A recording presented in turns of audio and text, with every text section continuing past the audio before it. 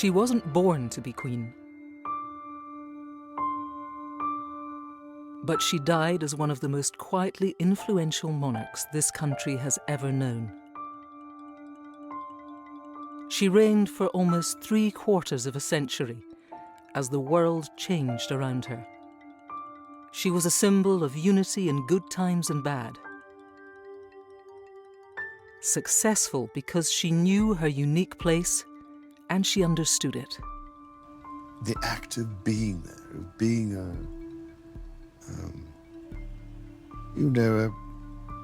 a continuing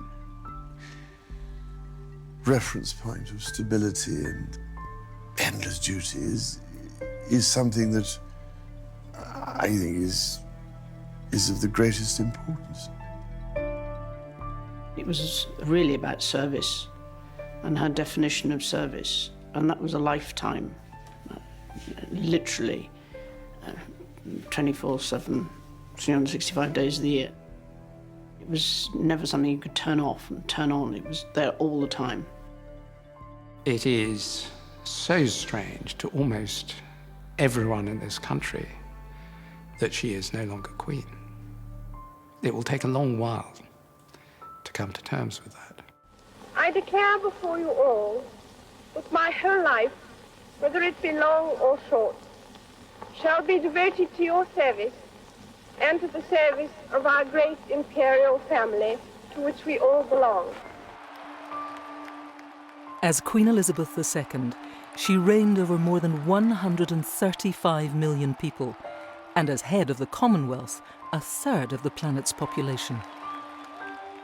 Her Majesty was perhaps one of the youngest leaders in the world at a time of male domination, and yet she led like Elizabeth I, and she was a fabulous queen. The one thing that people wanted was just to get as close as they possibly could to the luster of her presence and somehow to share in it a bit. I believe this nation would not be as united as it is had it not been for her and her example. Today, we need a special kind of courage. Not the kind needed in battle, but a kind which makes us stand up for everything that we know is right, everything that is true and honest. The kind of courage that can withstand the subtle corruption of the cynics,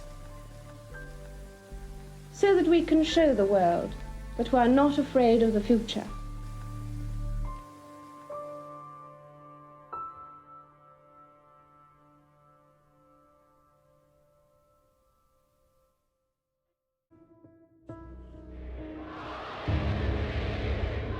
For me, we must speak of change, its breadth and accelerating pace over these years. The Queen was a thread of continuity running through 70 years of British history. Think what we would have missed if we had never heard the Beatles or seen Margot Fontaine dance, never have watched television. All the Hollywood film directors in all the world, if they'd scoured the globe, they could not have found someone more perfect for the part. Broken, and so is the record. She wore the crown through a period when her country and people have changed beyond all recognition. She's the one phenomenon that's gone right through with us in our lifetimes. Amid these shifting times, we'll show how Elizabeth II was no bystander. The Queen has spoken of the need to come together to seek out the common ground. But someone who often led the way, engaging with the most critical moments in our post-war history. The Queen was resetting the way that the monarchy worked, what the crown was for. She had pluck and bottle. For many, she was more than a sovereign and a figurehead. She was also someone who watched over us as we lived out our hopes and dreams. She genuinely believed in a kind of national consensus and a safety net. And just as we changed, so did the Queen.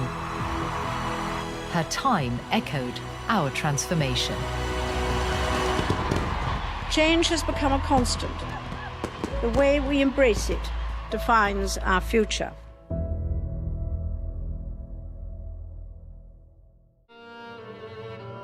The Queen had dignity, dedication to duty, that steel vision, that kind of empathy with other people. My goodness, what a very special lady we were privileged to have. She was a force for good. She really was a force for good. And the world's a lesser place without her in it. Queen Elizabeth was an inspirational woman, a brilliant head of state, and I think she'll go down in history as a great monarch. My generation saw her as a great leader and an attractive young woman.